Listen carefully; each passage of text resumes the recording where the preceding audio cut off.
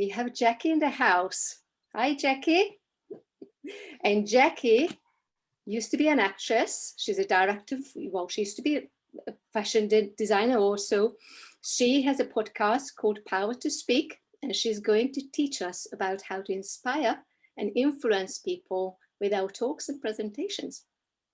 So, hi, Jackie. Hello, thank you for having me. This is fantastic. Yeah, I mean, and it's been a great day so far. Lovely to listen to everybody today and some really, really valuable tips. I've been writing notes. So thank you for having me. Okay, so this is just what we're going to be doing for the next sort of 3/4 of an hour. I think we've got 50 minutes. So you are your USP. So this is you as your unique selling point. So your story is how you are going to impact, influence, and inspire, whether it's with your videos, talks, or presentations. I mean, it's however you want to show up in your arena. This is about using you.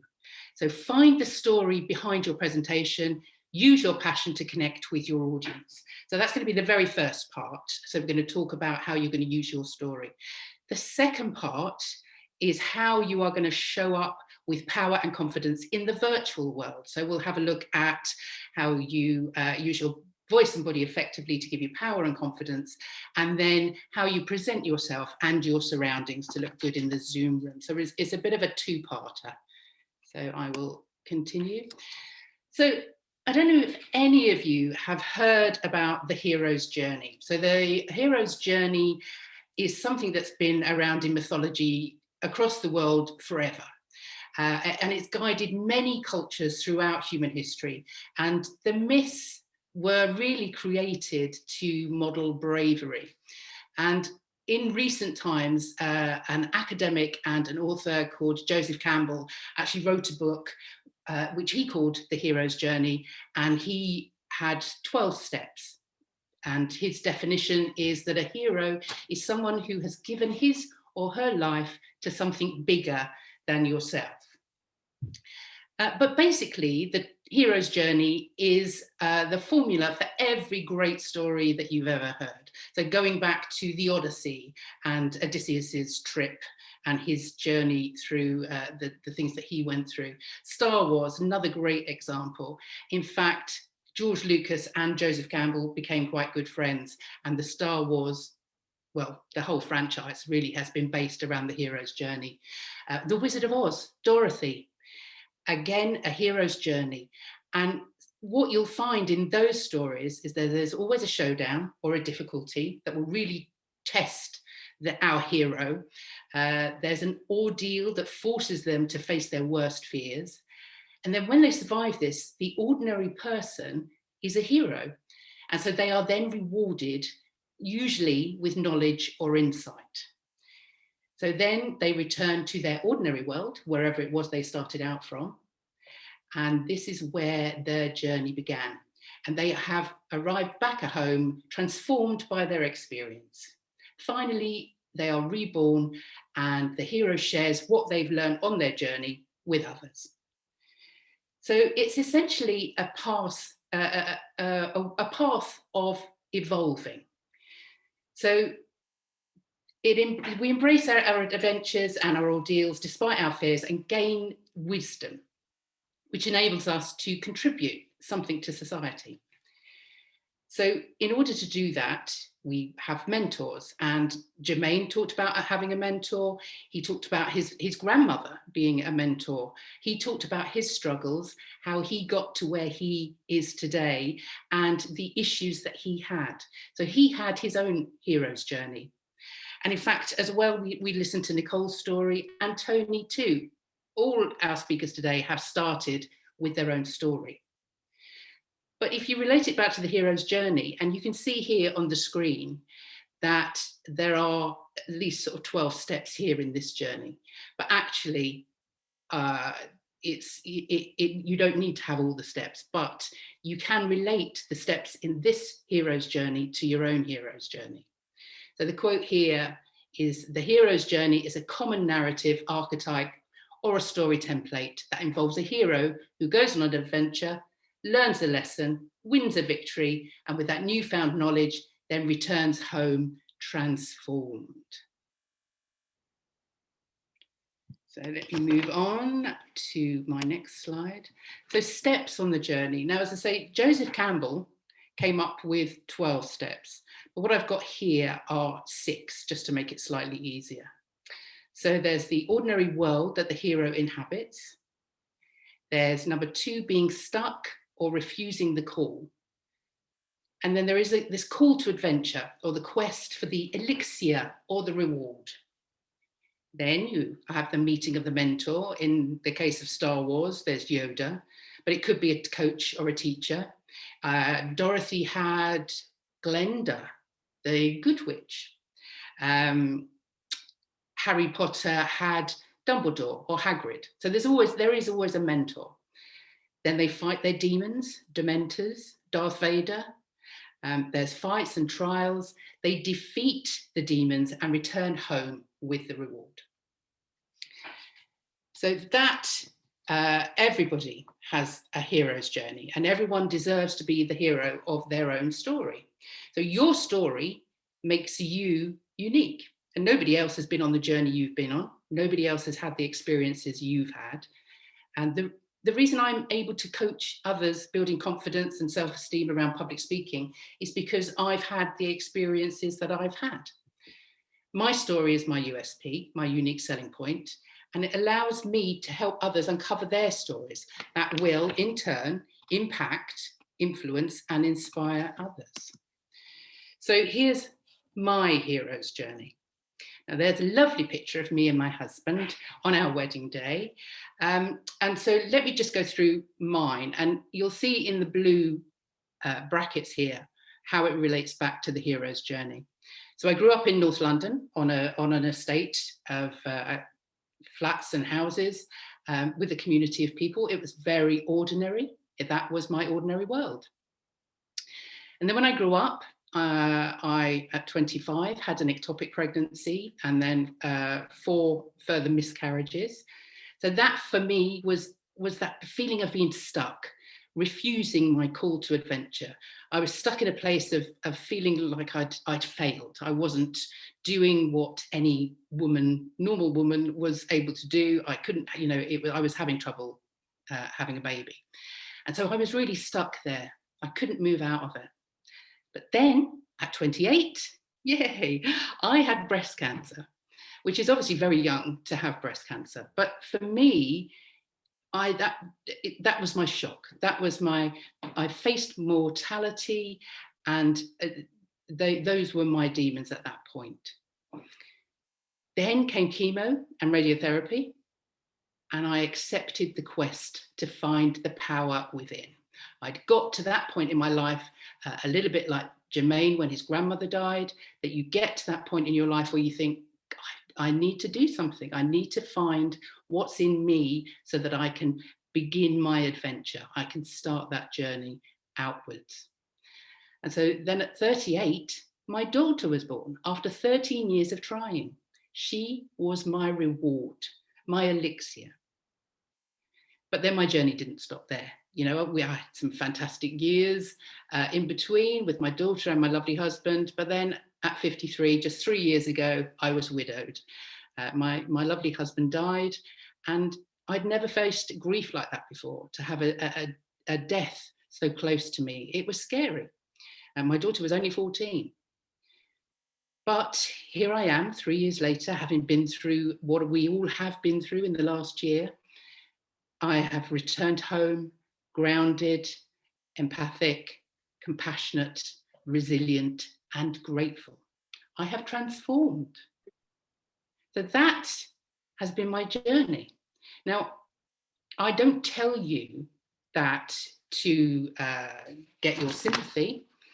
I tell you that because I wouldn't be the person I am today without having been through all that. So don't get me wrong, sharing your story is very vulnerable, and to do this with you here today is quite a vulnerable thing to do, but it's also very courageous. And if you can find parts of your story or your hero's journey that relate to your audience, then you are going to be more authentic and more relatable, and you will be able to inspire and motivate other people with their story. So let me move on to the next one. So what I'd like to do, what I'd like to find out from you is, what is your story? You know, there was some traumatic stuff there, some traumatic events, and I would never have chosen those events to happen to me. But, you know, they are me, they are my unique selling point. They are what make me the coach that I am today. And if it hadn't have been for that journey, my hero's journey, then I wouldn't be here on this call with you this afternoon.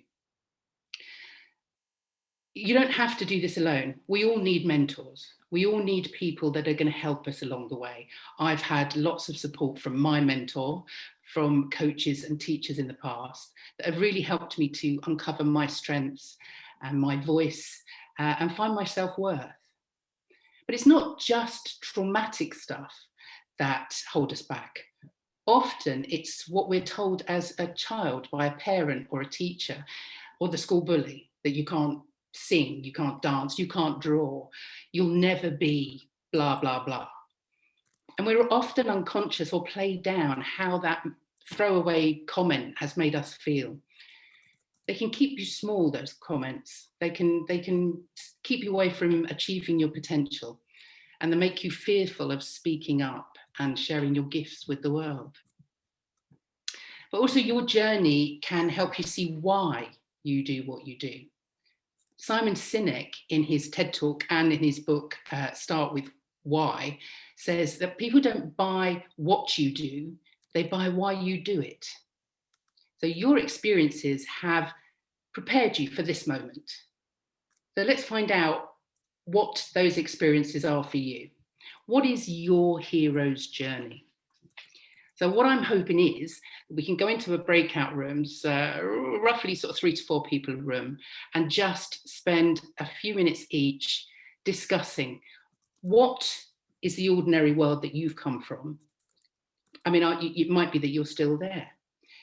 When were you stuck or refused that call to adventure? What was your call to adventure, or the quest? What was your elixir? What are you after? What's the reward? Is there a mentor? Who is your mentor? Who were those people in your life that really helped you? Who or what were the dementors, the fights or the trials that you've been through on your journey? And how did you defeat those demons and return home with the reward? Now, all this stuff is really important for you to find out why it is that you are doing what you do, but also parts of your story that you can relate to your audience. And by audience, I mean your clients or your customers or whoever it is that you're addressing. Because like Tony was just saying about mirroring, if you are giving a talk or a presentation and you are just delivering information, then I think there's only 2 parts of your brain that actually engage with taking in that information, that data. But if you can relate that data or the information, the idea that you're trying to share with a story, with your story, then your audience will start mirroring what it is that you are telling them. So if you're telling them something that is sad or excited, your audience will mirror that. So find those parts of your story that really are relatable and relate them back to you and what it is that you are doing in your work. Yeah. That was amazing. My room, certainly, with Jill and Ella. So, I mean, everybody, as we were discussing in our room, everybody has a journey, everybody has a story, and nobody's story is worth less than anybody else's. You know, your story is you. And there may be thousands of coaches in the world, hundreds of coaches that are actually coaching in exactly the same area that you are, but nobody's going to do that job in the way that you do because of the journey you've been on. So yeah, absolutely amazing, amazing. I'm going to share my screen again, if that's okay. How do I do that? There we go. So let's get back to this. So yeah, we've in let's. I'm gonna keep it quite small here because it's quite nice that I can see other people, if that's all right with you. So we've been into that breakout room. We've discussed our stories, and you may come out and say, "So what? Why? You know, what is the point? Who needs to know about this and about the journey that I've been on?" But think about your hero's journey and how it affects your why, how you do what you do. And I'll go back to Simon Sinek and just the fact that, you know, if you don't know your why, if you don't know why you do what you do, then nobody else is going to know why you do what you do. Your clients, the people that you want to work with, aren't going to understand what it is that you're doing. And I learned that from my acting background, because as an actor, if you don't understand what it is that you're saying to the audience, so if your character has something to say and you as the actor don't understand what it is that you're saying, if you imagine Shakespeare and if you've been to see an amateur production, say, of Shakespeare, and the actors on stage, you can tell if they don't understand what it is they're saying, because you won't understand what it is they're saying. And so it goes back to that really internal feeling of knowing and being grounded in your own story. Because once you're grounded in your own story, then you can be authentic with it. You can be your authentic self. So why are you passionate about what you do? Why have you chosen the speciality that you're in? And why have you got the niche? Are you in that niche? And it will go back to your story. Does your story align with your message, the message that you're putting across to the people that you want to work with? What in your story can motivate, inspire, and validate? So your story gives you an authenticity that will inspire trust in others. And by exploring your story, you may discover what's holding you back, any blocks that may be hindering your progress and stopping you from taking action. So then you can discard your baggage and understand your bad behaviors. So it's all about finding out who you are and where you've come from and owning it. So grounding yourself in your story will give you that inner confidence, because you'll be able to speak with honesty and truthfulness. You don't need to share warts and all, but find the parts in your story that will relate to your audience. So sharing your story can be a great motivational tool. Oprah Winfrey says that all people want really is to be validated. So your audience might hear something in your story that validates theirs. And I think that goes back to what Jermaine and maybe Nicole was saying about, you know, if there's only one person that hears your story, that your story lands in their ears, because you've shared that, they've been able to move on with their life. They've been able to move and make that transformation for themselves because of your story and what's in it that you've inspired them to do. Sharing your story is powerful. It shows a vulnerability, and vulnerability takes courage. So I heard a great quote the other day from philosopher Tom Morris, who was actually a guest on my podcast, but he's an author and just a public philosopher, fantastic person. But he quoted that fear is a feeling, but courage is a choice. So if you are courageous enough to share your story, then that's a very, very powerful tool. There's a quote that Nietzsche says that basically that which does not kill us makes us stronger. Now that sounds a little bit harsh, but basically it means that all those things that have happened to you that have kind of maybe, you know, just about to tip you over the edge will of course make you stronger when you overcome them. Again, like Jermaine was saying earlier, once you've overcome these issues and these barriers, then it will make you stronger, but also it will make you kinder, more tolerant, more empathic, more compassionate. So find the positives in your journey, because positivity creates excitement and it's sort of a can-do attitude. So there are so many parts and points in your story that will really resonate with others. So find them and, you know, move on with sharing your story and using parts of your story that can relate to others. So if you're using your story it can help you engage and inspire others, and so that you build a community of fans, basically, because they will understand what it is that you've been through, because they've been through it as well, and they will understand and trust you, and therefore it comes down to understanding and trusting your brand, because you are your brand. And that's kind of going to move us on, but we'll move on to this next slide, which basically is, if you would like to work further with me, then I am running these 2 workshops on how to impact, influence and inspire using your story and your voice. And the first one's on the 30th of June, and that is basically on the voice. And in that one, we'll learn breathing techniques and how to actually use your voice to inspire. So the different elements in your voice and how you can inspire and engage. And we'll work with pitch and tone and pause. The 1st of July, same time, same day of the week, that one's on presentation, and that will really be covering how you show up in the virtual world, which we're going to do a little bit of that now, but also how you use this story for talks and presentations, and how you can really sort of work with your story to influence and impact other people. Now, if you put in promo code when you go to the link, and hopefully Rena or Ildiko will put the links in the chat to these 2 workshops, then they're only $23.50 each. And if you put in the promo code Mini Summit, you'll get a 20% discount. So yeah, follow the links in the chat. So we're moving swiftly on, because I know we are very short of time now.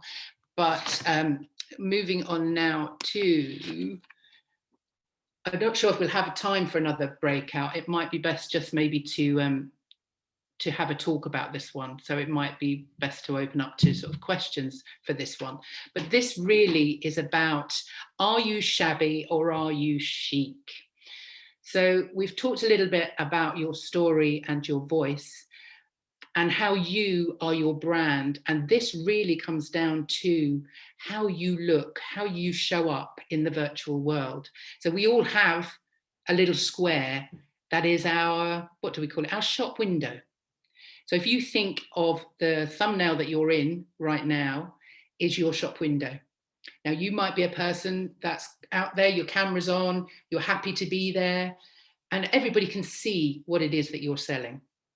You might be a person that's a bit afraid of sharing, because it's quite a vulnerable thing to do, and that's absolutely fine.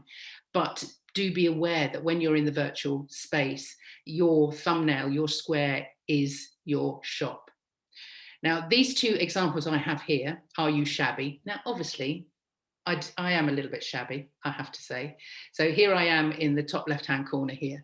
Now, this is me doing my podcast. So this is where I sit for my podcast. I mean, at the moment, you're in my kitchen. I mean, obviously, we are all in virtual land, working from home. So I haven't got a plush office or anything. I've sort of had to amend over the last year. I'm very much used to working in venues and in rooms and in spaces with people. But in the last year, I've had to learn how to use my own house to do what it is that I do. So with the podcast created in lockdown, I decided to set myself up.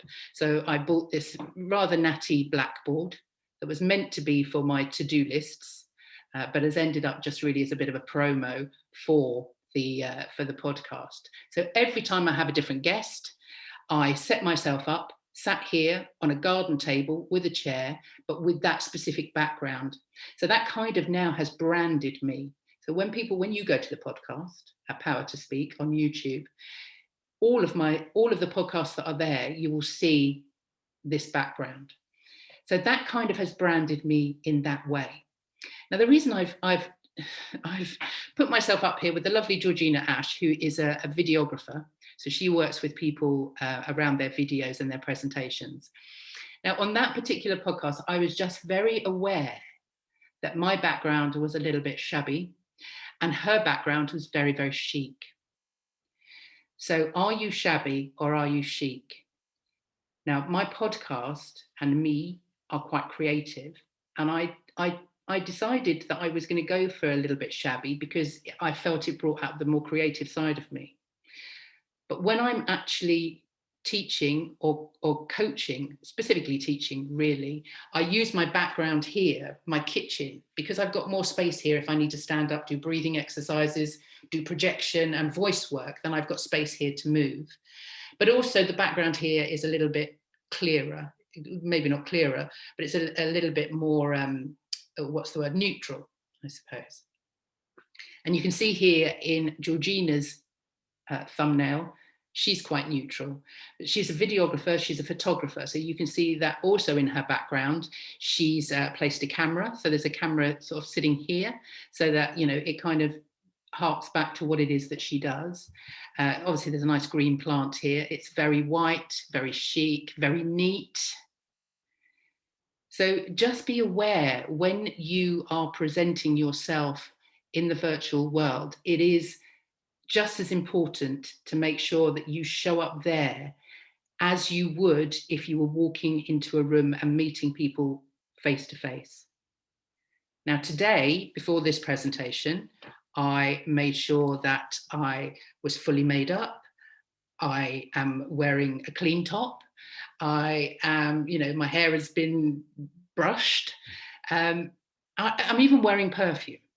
All of these things are what I would do if I walked into a room to meet you all. You know, if we were working together or collaborating. This, as you see me now, is how I would show up in front of you. And I think that's how you kind of have to think about what it is that you're doing.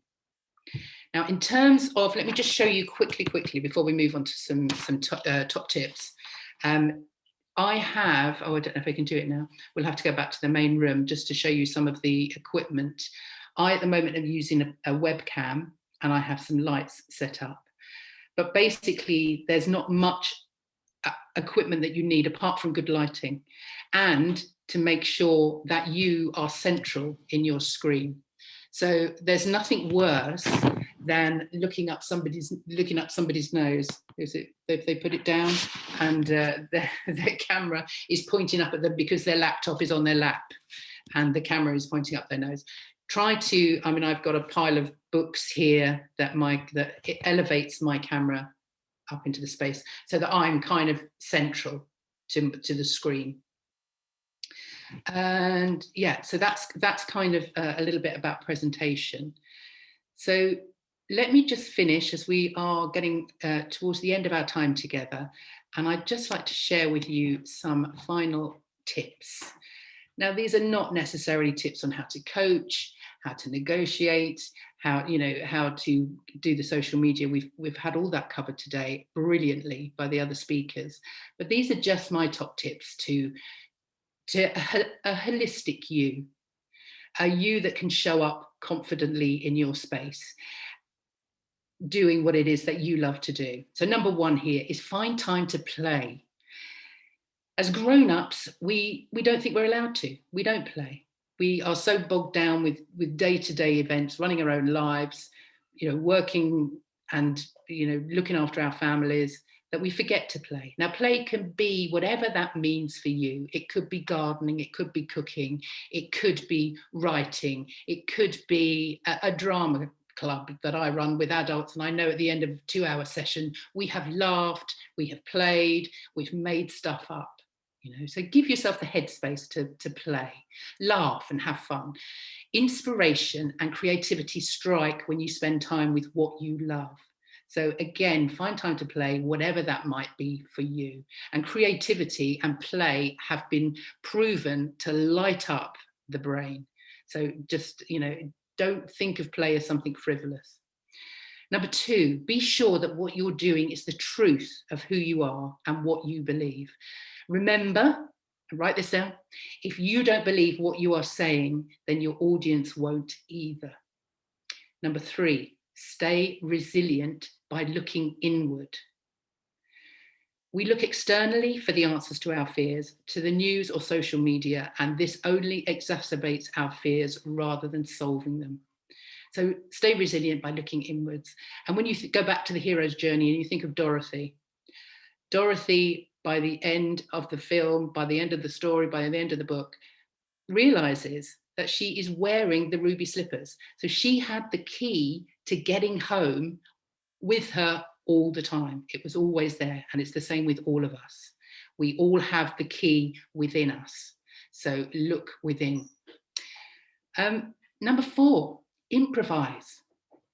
We do it all the time. There is no script. We improvise every single day. When you're speaking to people, you have no idea what their response is going to be, what they're going to say that you were then going to have to respond to. So we improvise every single day. Don't be frightened to improvise. And number 5, last, be positive. Say yes and rather than no but, and see what happens.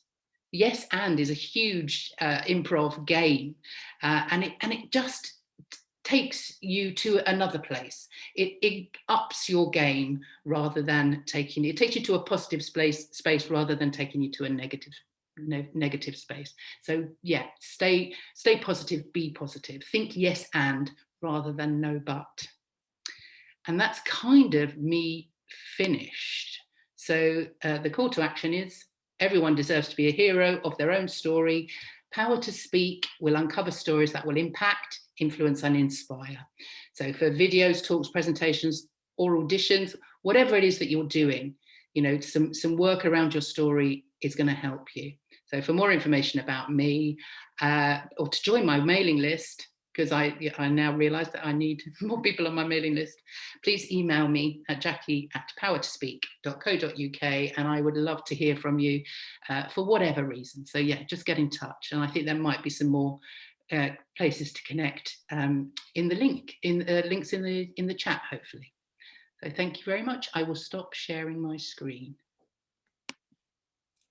Thank you so much, Jackie. It's been fun as usual.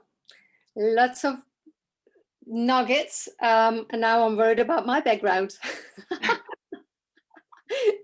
I've been chased out of my studies, so I'm in a guest room now. So it's quite difficult to make it look a bit professional. It's more of a relaxing look, hopefully, rather than yes. There's no problem. The breakout rooms, we would have had a bit of a runaround opportunity to maybe change up some rooms, but yeah, we were a bit short of time. Yeah, maybe I need to consider that a little bit. I'm just trying to spotlight Rena as well, so she can come back. So thank you, Jackie. It's been fantastic. Anyone else? Anyone's got any questions to Jackie before we wrap up? There was a question from Tony about how do you feel or what do you think about virtual backgrounds? Ooh, I did want to talk about virtual backgrounds, actually. Unless you've got a green screen, I would steer clear. A green screen, as you know, I mean, obviously they use them in the films, and you can buy them. My daughter's got one. So yeah, if you set up a green screen behind you, and then the digital background will reflect off that, and you won't look like a ghost. Have you seen those where you sort of wave your hands and you kind of become part of the background somehow? I would steer away from them. I mean, some of them are fantastic. So maybe have a go. But yeah, unless you've got a green screen, they are quite difficult to work with. It also makes me so suspicious. What are you hiding in your background? Yes. Yeah, and also then sometimes you move and then you don't see the face anymore, and then you're like, that seems like so fake. Yeah, and it's quite disturbing as well. So if we keep moving around in the middle of a coaching session, it can probably be quite disturbing for the clients also. And also, you know, talking about, you know, what's around you and how you look, it's part of your brand. So if you hide what's behind you, you can't really express who you really are. No. So I think it's a really good thing to take advantage of, and just, as you say, stage it. Yes, no, and it does need to be staged. That's it. It is a performance. You know, every time you turn up anywhere, anytime you switch on your camera, it is a kind of a performance. So you do need to dress the background. I normally have fresh flowers on my table just because I like fresh flowers. I didn't have any today, and I panicked. I thought I'm going to have to go out to the shop to buy some flowers. So these aren't real. I've stolen them from another room to put here, just because it kind of it just, you know, gives it that sort of freshness. But it's, you know, it's very important.